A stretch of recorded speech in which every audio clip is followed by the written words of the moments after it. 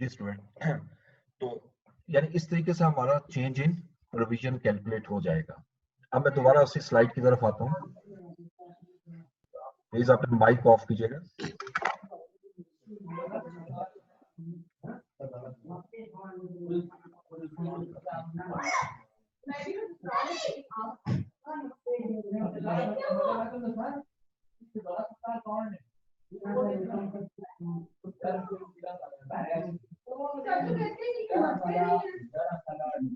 Please आपने mic off करें। हमजा आमिर, अहमद इशफाक,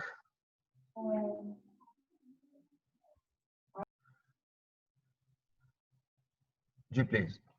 तो चेंजेस इन प्रोविजन के बाद नेक्स्ट स्लाइड देखते हैं। फ्यूचर ऑपरेटिंग लॉसेस, पैरा 63 हमें ये कहता है कि provision shall not be recognised for future operating losses. अच्छा, फ्यूचर ऑपरेटिंग लॉसेस की हम प्रोविजन क्रिएट नहीं कर सकते। अब इसकी लॉजिक क्या है? देखिए, मैंने अभी आपको 3 कंडीशन समझाई है।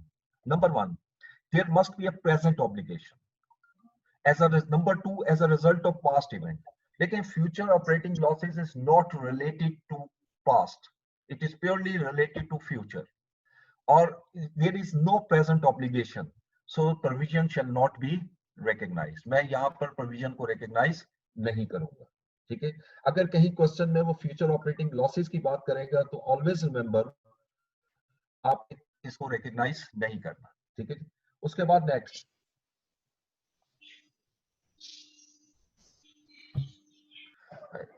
ऑनरियस कॉन्ट्रैक्ट। अच्छा, इसके मुतालिक एग्जाम में क्वेश्चन बहुत ज्यादा आता है, इसको मैं भी एक एग्जांपल से आपको एक्सप्लेन भी करूंगा। ये हम डेफिनेशन में पढ़ चुके हैं कि अगर कोई ऐसा कॉन्ट्रैक्ट जिसका रेवेन्यू कम हो और उसके एक्सपेंसेस उससे एक्सीड कर दें, यानी benefit is less than it's cost, ठीक है, तो उस कॉन्ट्रैक्ट को ऑनरियस कॉन्ट्रैक्ट कहते हैं। If an entity has a contract that is onerous, the present obligation under the contract shall be recognised and measured as a provision. तो जितनी भी उसकी प्रेजेंट ऑब्लिगेशन है वो मैं सारी की सारी रिकॉग्नाइज कर दूंगा। अब जरा यहां पर इसके लिए भी मैं एग्जांपल ले रहा हूं और इस एग्जांपल को भी देखिए।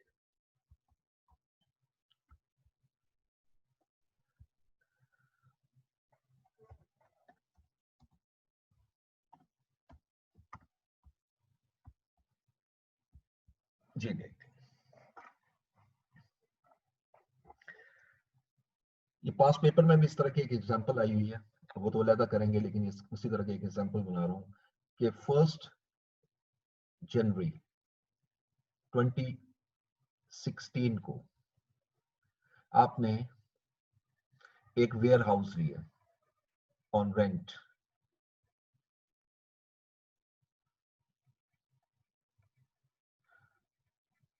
और आपका मंथली रेंट है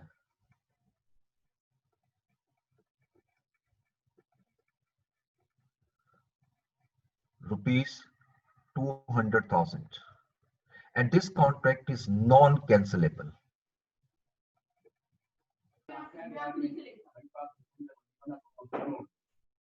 और इसकी जो टर्म है वो 5 इयर्स कॉन्ट्रैक्ट है। अपने माइक्स ऑफ करेंगे। अच्छा, ये मैं दोबारा बोल रहा हूँ कि 1 जनवरी को आप एक वेयर हाउस लेते हैं रेंटल बेसिस पर, लीज पर लेते हैं, और उसमें मंथली रेंट एग्री होता है आपका 200,000, और ये नॉन कैंसिलेबल है 5 इयर्स के लिए, यानी 5 साल से पहले आप वोकेट नहीं कर सकते। 30 जून 2016 को मेरा ईयर एंड है, and on the same date, ठीक है, कंपनी जो है वो वोकेट कर देती है इस वेयर हाउस को, क्योंकि उसके लिए फिजिबल नहीं है। लेकिन अगर वोकेट भी करेगी तो उसको 5 साल का रेंट पे करना पड़ेगा, तो लिहाजा वो सब लीज कर देती है, सब लेट कर देती है एट ₹150,000 पर मंथ। ठीक है, ये 200,000 रेंट मुझे पे करना है और 150 पे मैंने रेंट पर दे दिया। अब जरा देखिएगा कि इसका जो कॉस्ट है मेरी वो कितनी है इस कॉन्ट्रैक्ट में। 200,000 मुझे हर हाल में पे करना है फॉर द रिमेनिंग पीरियड, और उससे मुझे बेनिफिट कितना जनरेट हो रहा है, 150,000. So this contract becomes a onerous contract. और as per IAS 37 provision should be created. अब मैं सारी प्रोविजन क्रिएट कर दूंगा. Provision should be created. अब कितनी प्रोविजन क्रिएट करनी है जरा देखते हैं. देखिए 1 जनवरी का अगर मैंने कॉन्ट्रैक्ट किया और 30 जून को मेरा ये ऑनरेस हो गया, जिस स्टेट को ऑनरेस हो गया, इसका मतलब उस स्टेट से के बाद जितना भी मुझे लॉस है वो आज ही रिकॉग्नाइज हो जाएगा. यानी 6 मंथ गुजर चुके, अभी रिमेनिंग 4.5 इयर्स मेरे पास है. 4.5 इयर्स और हर साल में 12 मंथ होते हैं, ये नंबर ऑफ मंथ्स में कन्वर्ट हो जाएगा. अब इसको मल्टीप्लाई करूंगा किस अमाउंट से, जितना मेरा लॉस है. यानी लॉस मेरा 200,000 नहीं है, 200,000 माइनस 150, ये पूरी वर्किंग में शो कर रहा हूँ, 150,000, यानी 50,000 का लॉस है. अब अगर हम इसको कैलकुलेट करें कैलकुलेटर पर, तो ये अमाउंट आएगी जी 4.5 इंटू 12, 4.5 इंटू 12 इंटू 50,000, यानी 2.7 मिलियन. ये जो अमाउंट आ रही है this is equal to 2.7 million. 2.7 million as per standard मैं 2.7 मिलियन की प्रोविजन क्रिएट कर दूंगा. और जब प्रोविजन क्रिएट करूंगा तो एंट्री क्या होगी, एक्सपेंस डेबिट 2.7 मिलियन से और प्रोविजन फॉर ऑनरेस कॉन्ट्रैक्ट मैं क्रेडिट कर दूंगा 2.7 मिलियन से. अच्छा, अब यहाँ एक क्वेश्चन आता है ज़हन में, अभी इसी स्लाइड में जो अभी हमने पढ़ी कि जी फ्यूचर ऑपरेटिंग लॉसेस के अगेंस्ट मुझे कोई प्रोविजन क्रिएट नहीं करनी. क्या ये फ्यूचर ऑपरेटिंग लॉस नहीं है? देखिए इन दोनों में बेसिक फर्क क्या है. ऑनरेस कॉन्ट्रैक्ट में पहली कंडीशन, मैंने तो कंडीशन अप्लाई करनी है सिंपल, क्या ये प्रोविजन क्रिएट होनी चाहिए या नहीं. उसके लिए 3 कंडीशन क्या पड़ी थी, आपको खुद फ्यूचर ऑपरेटिंग लॉसेस और इसमें डिफरेंस नजर आ जाएगा. Number 1, is there any present obligation. Yes, ये प्रेजेंट ऑब्लिगेशन है. कैसे है, कि आप कॉन्ट्रैक्ट कर चुके हैं और इसे कैंसिल नहीं कर सकते और मुझे हर हालत में ये अमाउंट पे करनी है. सो प्रेजेंट ऑब्लिगेशन हो गई.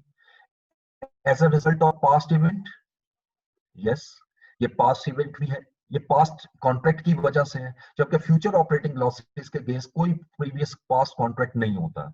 एंड नंबर 3, कि is it probable. Yes it is probable, even that I can say it is virtually certain. ठीक है, तो जब ये प्रोबेबल है, ये 3 कंडीशन फुलफिल कर रहा है, yes the provision shall be recognise. ये जो मैंने बॉक्स में 3 चीजें लिखी हैं, प्लीज ये हर क्वेश्चन में आपने इसको टेस्ट लगाना है, और अगर हो रहा है तो आप प्रोविजन क्रिएट करेंगे, अदरवाइज प्रोविजन क्रिएट नहीं होगी. ठीक है. अच्छा, अब इससे सब्सिक्वेंट ईयर्स में भी देख लेते हैं कैसे ये मूव करता रहेगा, क्योंकि ये बहुत ज्यादा एंट्रीज होंगी, मैं सिर्फ एक एंट्री कर रहा हूं, सब्सिक्वेंट ईयर्स सेम एंट्री होती जाएगी. अब चूंकि ये मंथली बेसिस पे है तो हर महीने एंट्री होगी, यानी इट मींस 4.5 इयर्स और हर मंथ हर साल में 12 मंथ है, तो इट मींस के 48 54 एंट्रीज ये बनेंगी 54 टाइम्स. तो लिहाजा नेक्स्ट ईयर काउंटिंग ईयर शुरू होता है. जैसे रेंट अक्सर मंथ के स्टार्ट में होता है, तो मैं स्टार्टिंग डेट ले रहा हूँ 1 जुलाई 2017 को 16 को आपको रेंट रिसीव हो गया, ये 150 आपने सबलेट किया, तो इसे रेंट रिसीव हुआ, तो मैंने क्या एंट्री पास करनी है. अब ये मेरी इनकम नहीं है प्लीज, ये रेंटल इनकम नहीं है, मैं इसको रेंट एक्सपेंस के अगेंस्ट एडजस्ट करूंगा.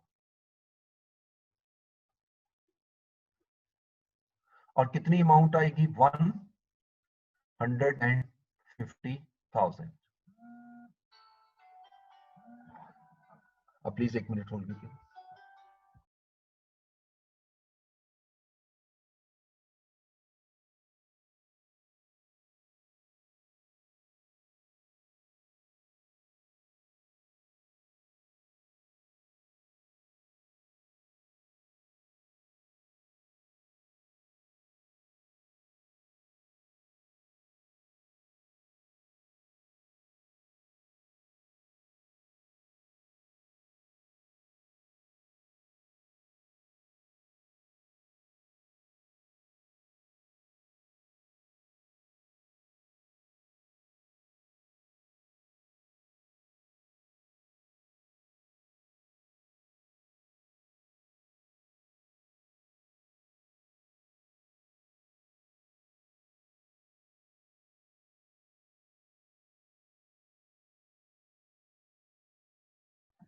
जी, तो कैश डेबिट और रेंट एक्सपेंस क्रेडिट।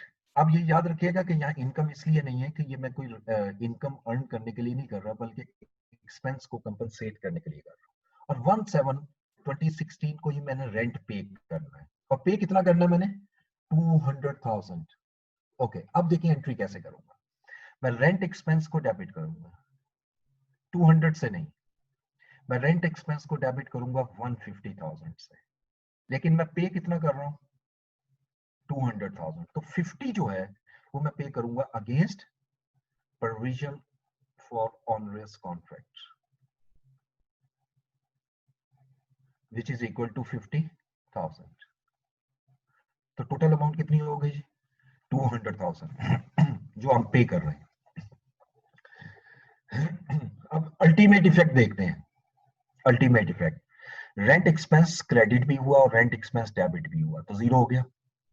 ये तो कैश एक्चुअल जो पे किया है, 150 कैश एक्चुअल मुझे रिसीव हुआ और 200 एक्चुअली मैंने पे किया, और ऑटोमेटिकली प्रोविजन की अमाउंट 50,000 से मेरी डेबिट हो गई।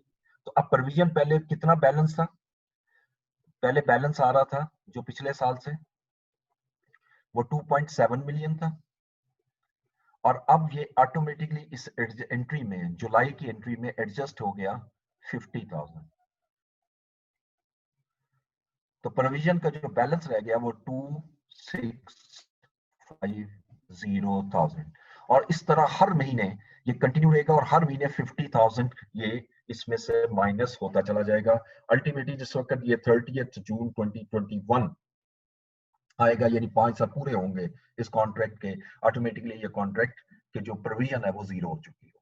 ठीक है, इस तरह ऑनरेस कॉन्ट्रैक्ट को हम अकाउंटिंग में डील करते हैं। अब मैं दोबारा स्लाइड में आऊंगा।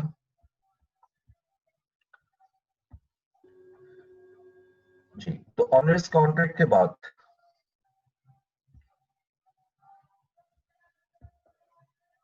नेक्स्ट देखते हैं रीस्ट्रक्चरिंग। अच्छा, रीस्ट्रक्चरिंग भी पेपर में अक्सर वो देता रहता है, रीस्ट्रक्चरिंग प्रोविजन भी।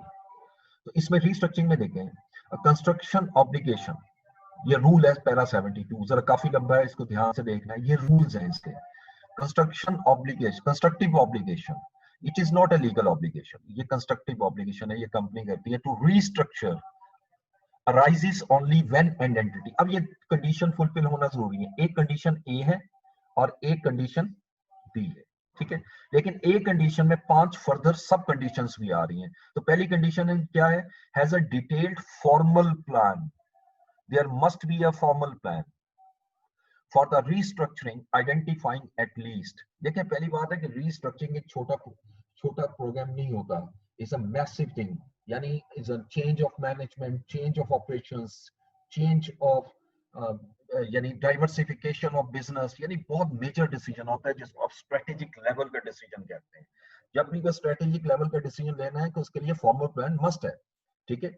अब इसमें कम से कम क्या होना चाहिए? बिजनेस और पार्ट ऑफ बिजनेस कंसर्न, यानी वो बिजनेस या उसका हिस्सा जो उससे इफेक्ट होगा उसको आपने उस प्लान के अंदर शो करना है। Principal location affected, zone zone C location affect होंगी उसको आपने हाईलाइट करना है।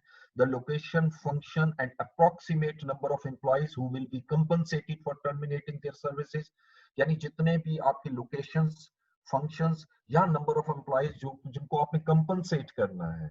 अब लोकेशन के हवाले से मैं थोड़ी सी एग्जांपल दे देता हूँ। जैसे आपने कोई वहां पर अब एक जगह से ऑपरेशन आप बंद कर रहे हैं, तो वहां पर आपने कोई कॉन्ट्रैक्ट किया हुआ है और बिल्डिंग के लिए, तो उस कॉन्ट्रैक्ट के अगेंस्ट आपको एक लमसम अमाउंट पे करनी पड़ेगी जिसको रिडेंडेंसी पेमेंट कहते हैं, तो वो भी इसका हिस्सा होगी। इसी तरह अगर आपने एम्प्लॉइज को टर्मिनेट किया है और टर्मिनेट करते वक्त उनको एक लमसम अमाउंट पे करेंगे, रिडेंडेंसी कॉस्ट, वो भी आपकी रीस्ट्रक्चरिंग का हिस्सा है। Number 4, the expenditure that will be undertaken. The expenditure that will be undertaken. जो जोन से एक्सपेंस उस पर इनकर होंगे वो भी फॉर्मल प्लान का हिस्सा है। And number 5, when the plan will be implemented, this is also very important, कि प्लान के अंदर सिर्फ यही नहीं लिखा जाना कि इसमें कॉस्ट क्या आएगी, कैसे करेंगे, बल्कि ये भी कब इम्प्लीमेंट करना है। This is also very important, ठीक है। Number B, has raised a valid expectation in those affected that it will carry out the restructuring by starting to implement that plan or announcing its main feature to those affected by it. तो in short में इसको एक मुख्तसर कहूँ तो इसका simple ये आप ज़हन में रखिएगा कि प्लान जब आप इंट्रोड्यूस कर देते हैं, अप्रूव हो जाता है, तो management should show it's commitment कि जी वो इसको इम्प्लीमेंट भी करेगी और इसको प्रॉपर्ली अनाउंस भी करेगी उन उन तो खास तौर पर उन तमाम स्टेक होल्डर्स को जो स्टेक होल्डर उससे इफेक्ट होंगे। ठीक है, उसके बाद अभी ये खत्म नहीं हुआ, नेक्स्ट स्लाइड पे देखें। A restructuring provision shall include only this is the most important, direct expenditures arising from restructuring। यानी जब आप restructuring करते हैं उसकी नतीजे में जो डायरेक्ट एक्सपेंसेस होते हैं वो सारे के सारे एक्सपेंसेस उसमें इंक्लूड होंगे, which are those are both necessarily entails by the restructuring, जो कि बहुत जरूरी है, उसके बगैर उन एक्सपेंसेस के बगैर restructuring नहीं हो सकती, वो एक्सपेंसेस restructuring का हिस्सा होंगे। not associated with the ongoing activities of the entity, लेकिन ongoing activities से जो एसोसिएट करता है वो रीस्ट्रक्चरिंग का हिस्सा नहीं होगा। जैसे एक मैनेजर को आप टास्क देते हैं कि आप इस रीस्ट्रक्चरिंग प्रोसेस को कंप्लीट करें और इसके लिए 4 to 6 मंथ्स का टाइम उन्होंने डेजिग्नेट किया इम्प्लीमेंटेशन के बाद, तो उस मैनेजर को जो आप सैलरी पे करेंगे in 4 to 6 month, that is considered as on going cost. उसकी रीजन क्या है कि अगर उसको ये टास्क ना मिलता तो वो तो ऑलरेडी एम्प्लॉयड था और आप उसको सैलरी पे कर रहे थे, लेकिन अगर आप एक कंसल्टेंट हायर करते हैं और उस कंसल्टेंट को पे करते हैं only for the purpose of restructuring, उसको जितनी भी अमाउंट आप पे करेंगे वो आपकी डेफिनेटली उस रीस्ट्रक्चरिंग कॉस्ट का हिस्सा होगा। इसी तरीके से इसमें एक दो चीजें और बड़ी अहम है एम्प्लॉइज के हवाले से। एम्प्लॉइज के देखिए, जो अगर आप कहीं एक ऑपरेशन खत्म कर रहे हैं, एक फैक्ट्री जैसे क्लोज कर रहे हैं, उसमें दो चीजें होती हैं, एक एम्प्लॉइज को आप टर्मिनेट कर देते हैं और दूसरा रिलोकेट कर देते हैं, यानी आप उसको ट्रांसफर कर देते हैं किसी और अपने आउटलेट में या बाकी एरियाज में। ठीक है, जब आप टर्मिनेट करते हैं उस वक्त जो हम कॉस्ट पे करते हैं उसको रिडेंडेंसी कॉस्ट कहते हैं।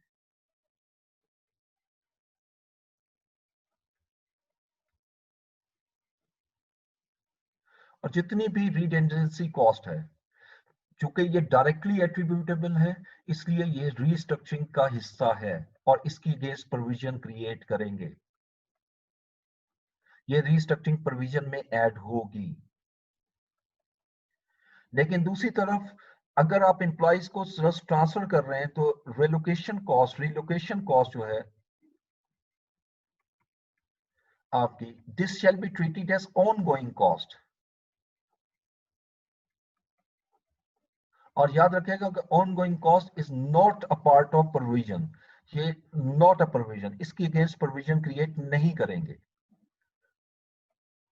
इवन दैट अगर आप रिलोकेट करके उसको रीट्रेन करते हैं, रिट्रेनिंग कॉस्ट करते हैं ताकि वो उस जो न्यू एरिया है वहां जाकर वो उसको सीख ले, तो तब भी ताकि वो उसके हमारे लिए फिजिबल हो, तो तब भी आपको प्रोविजन क्रिएट नहीं करनी। उसकी लॉजिक क्या है कि अगर आप ये एम्प्लॉय यहाँ से ट्रांसफर नहीं करते और अगर हम इसको हायर करते हैं तो उसको भी ट्रेनिंग देनी पड़ेगी, तो लिहाजा ये it is a normal practices of the company, तो लिहाजा इसको आप ऑन गोइंग कॉस्ट कंसीडर करते हुए नॉट एसोसिएटेड उसमें ऐड नहीं करेंगे।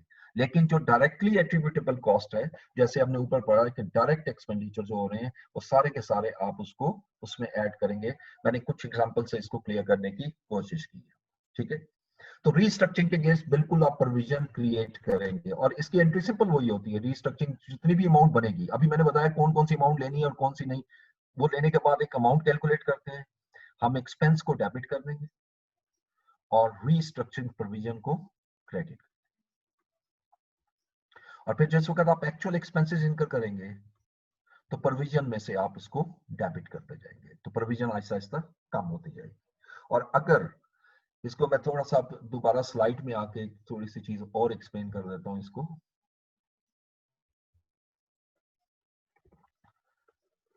फर्ज कीजिएगा कि आपने प्रोविजन क्रिएट की, रीस्ट्रक्चरिंग की और एंट्री बनाई हमारी एक्सपेंस डेबिट और रीस्ट्रक्चरिंग प्रोविजन क्रेडिट। और हमने 16 मिलियन की प्रोविजन क्रिएट की। अच्छा, जब ये प्रोविजन अगले साल इंप्लीमेंट होगी, यानी इंप्लीमेंटेशन फेज शुरू होगी, तो एक्सपेंसेस इनकर होना शुरू हो जाएंगे। तो जब एक्सपेंसेस इनकर होंगे, जैसे जैसे एक्सपेंस इनकर करते जाओगे, आप क्या एंट्री पास करोगे? रीस्ट्रक्चरिंग प्रोविजन डेबिट होती जाएगी और कैश क्रेडिट करते चलेंगे, ये हर एक्सपेंस के साथ। अच्छा, अब ऑब्वियसली जब रीस्ट्रक्चरिंग प्रोविजन मैक्सिमम कितना हो सकता है? 16। अब मैं जरा दो सिचुएशन लेता हूं, यानी if actual expenses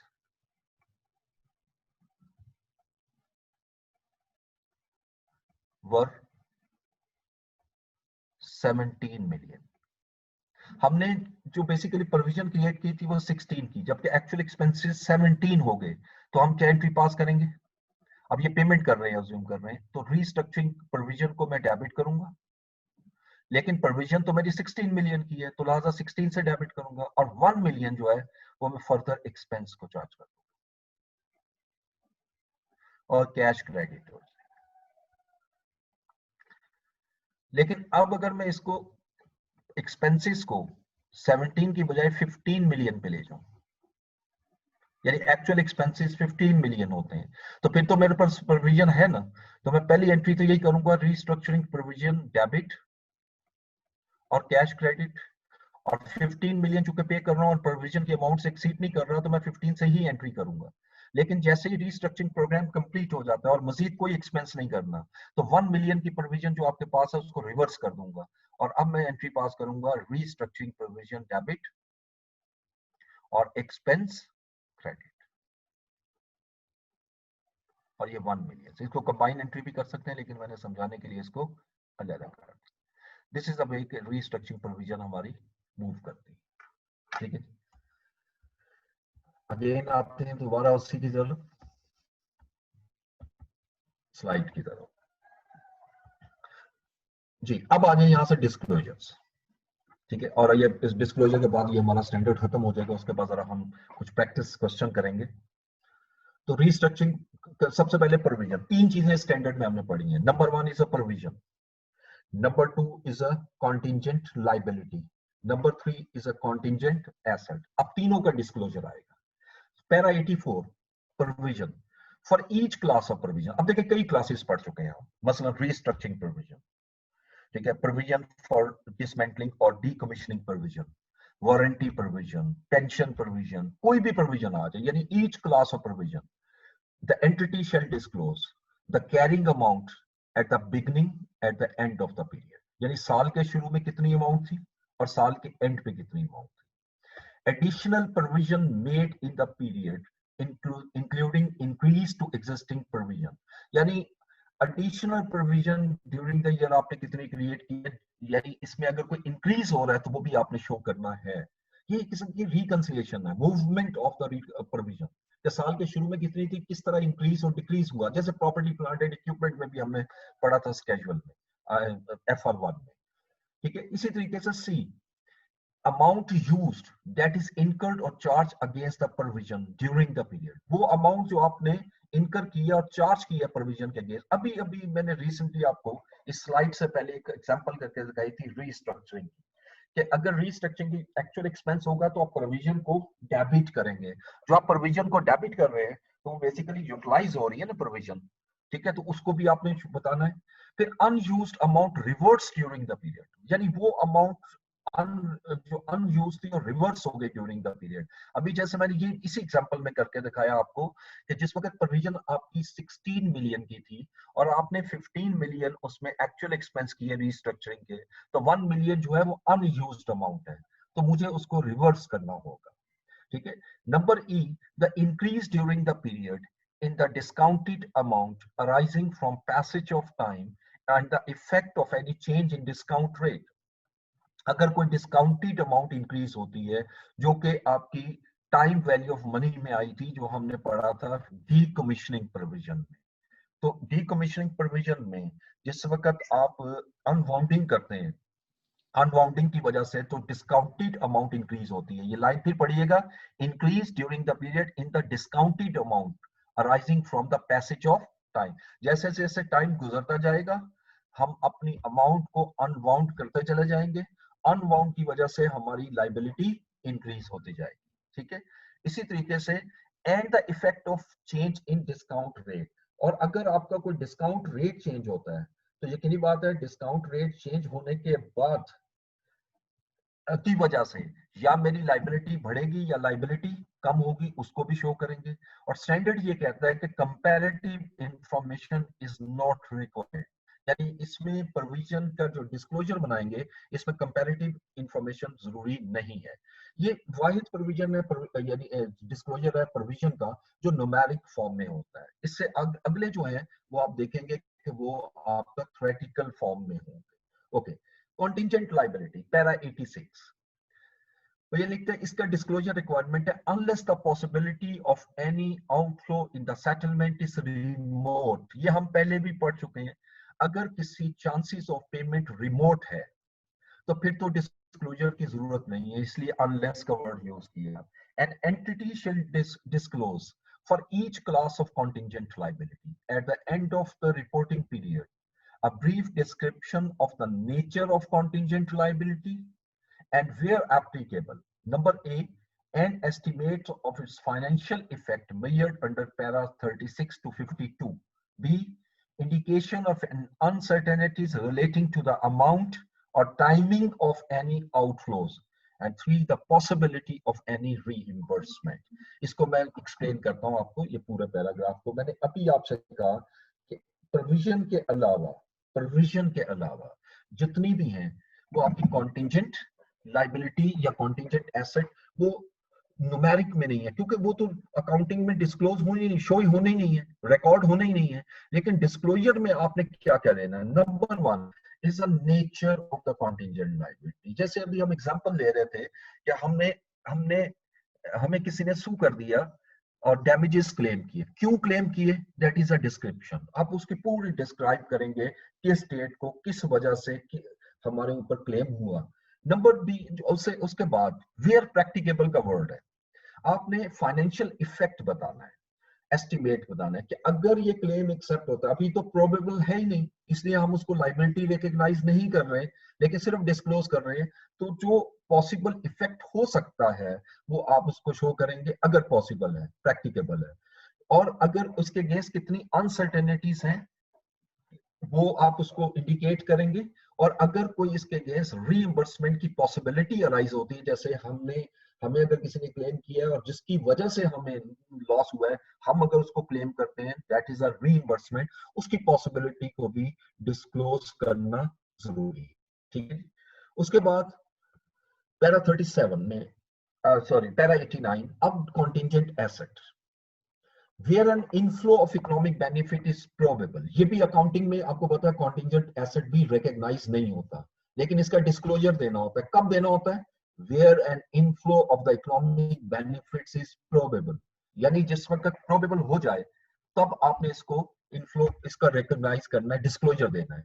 N entity shall disclose a brief description of the nature of the contingent asset, आपने उसी तरह ब्रीफ डिस्क्रिप्शन देनी है at the end of each reporting period, and where practicable an estimate of their financial effect measured using the principles set out for provision in para 36 to 52। और फिर वो estimate आपने उसका लगाना होता है, ठीक है जी, कि कितनी अमाउंट हमें इसको रिसीव हो सकती है और इसका क्या इफेक्ट हो सकता है, ठीक है जी। और यही हमारा यानी खत्म हो गया आज स्टैंडर्ड 37, IS 10 और 37 बहुत इंपॉर्टेंट है। अब इसमें आपने सीखना क्या है कि आपने क्वेश्चंस को करना कैसे, ठीक है। मैं अब आपके सामने पहला क्वेश्चन शेयर कर रहा हूं।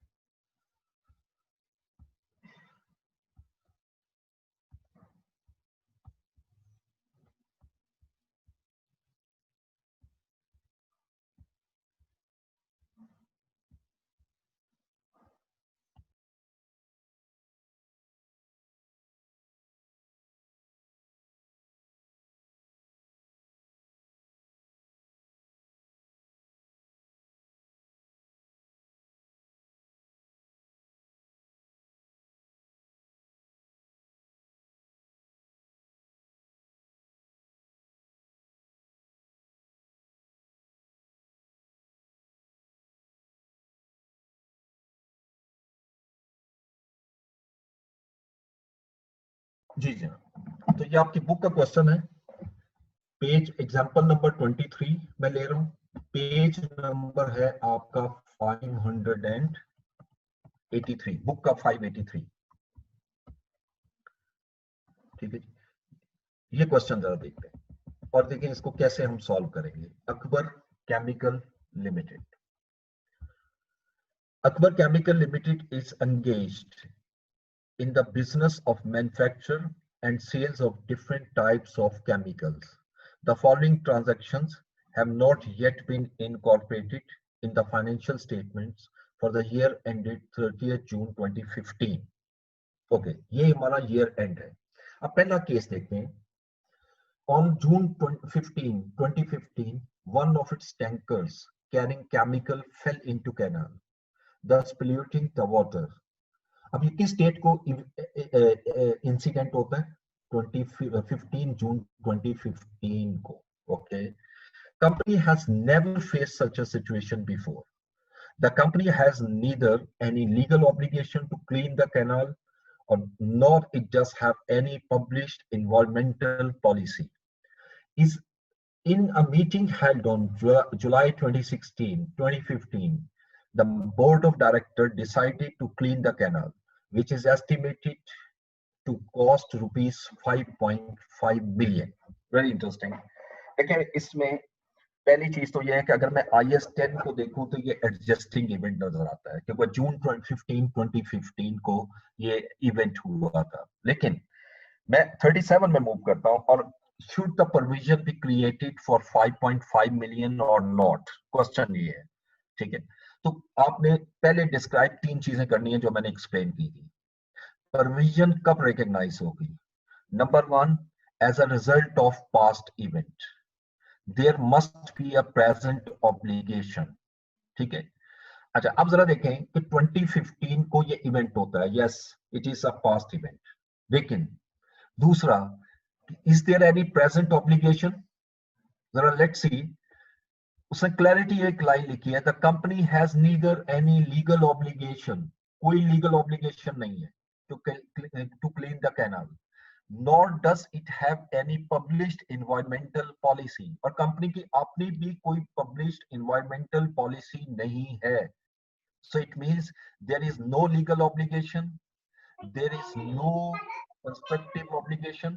तो जब ये कोई भी obligation नहीं है तो मैं कह सकता हूँ at year end कि there is no present obligation, there is no present obligation। जब present obligation नहीं है तो provision shall not be recognized। अब probable तो बाद का मसला आ जाता है, वो तो खत्म हो गया, एक भी नो हो गया तो हम इसको provision create नहीं करेंगे। लेकिन आगे further लिखिएगा, वो लिखता है is in a meeting held on July 26, 2015, the board of directors decided to clean the canal, which is estimated to cost rupees 5.5 million।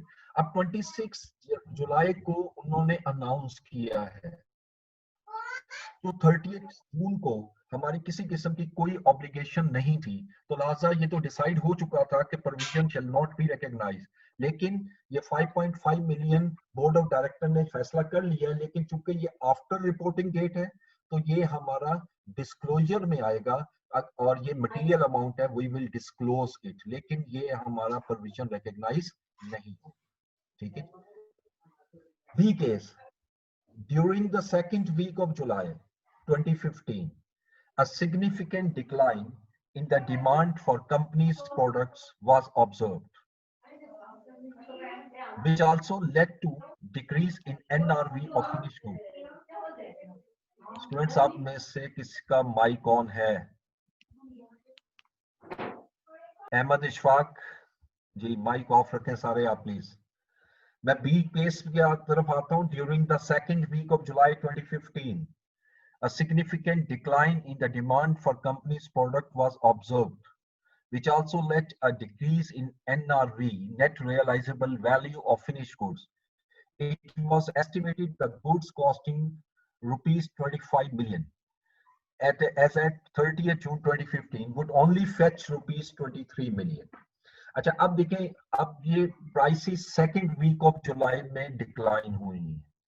हमने देखना है ये कि क्या इसका एविडेंस 30 जून 2015 को एग्जिस्ट करता था या नहीं। ये हमने एडजस्टिंग इवेंट में भी डिस्कस किया था कि चूंकि ये इन्वेंट्री आइटम है, ठीक है, और इन्वेंट्री आइटम रेगुलर नेचर की होती है, इसलिए इसका हमेशा हम अज्यूम करते हैं if nothing is mention in a question, जैसे इसमें कुछ मेंशन नहीं है तो हम यही अज्यूम करते हैं कि it shall be treated as an adjusting event. ठीक है, ये एडजस्टिंग इवेंट है, और खैर इसके अगेंस्ट प्रोविजन तो नहीं है, लेकिन यहाँ पर सिंपल जो हमारी इन्वेंट्री है जो 25 मिलियन की है, अब वो सिर्फ 23 मिलियन फेच कर सकती है, यानी उससे हमें जो रिकवर हो सकती है अमाउंट वो सिर्फ 23 मिलियन है। तो अब IS2 हमें ये क्या कहता है, inventories must be recognised at lower of cost और NRV। चूंकि ये एडजस्टिंग इवेंट है तो इसका मतलब ये है कि inventory should be recognised at 23 million, ये एडजस्टिंग इवेंट कहलाएगा। ठीक है, नंबर सी। अच्छा, नंबर सी में देखेगा, on June 21 2015 a customer lost a claim of rupees 2 million with the company as a consignment dispatched on June 1 2015 was not according to the agreed specifications. The company's inspection team found that this defect arose because of inferior quality of raw materials supplied by the vendor. Okay. On 28 June 2015, the company lodged a claim for damages of rupees 5 million with its vendor, which includes reimbursement of the cost of raw materials. ये उसका second part आ गया. Company anticipates that it will have to pay the compensation to its customers and would be able to recover 50% of the amount claimed from the vendor. Okay. अब इस case में, ये case अभी हमने जो मैंने standard पढ़ा रहा था तो एक एग्जांपल में समझाया भी था, तो इसमें दो हिस्से आ जाते हैं। पहला हिस्सा लाइबिलिटी का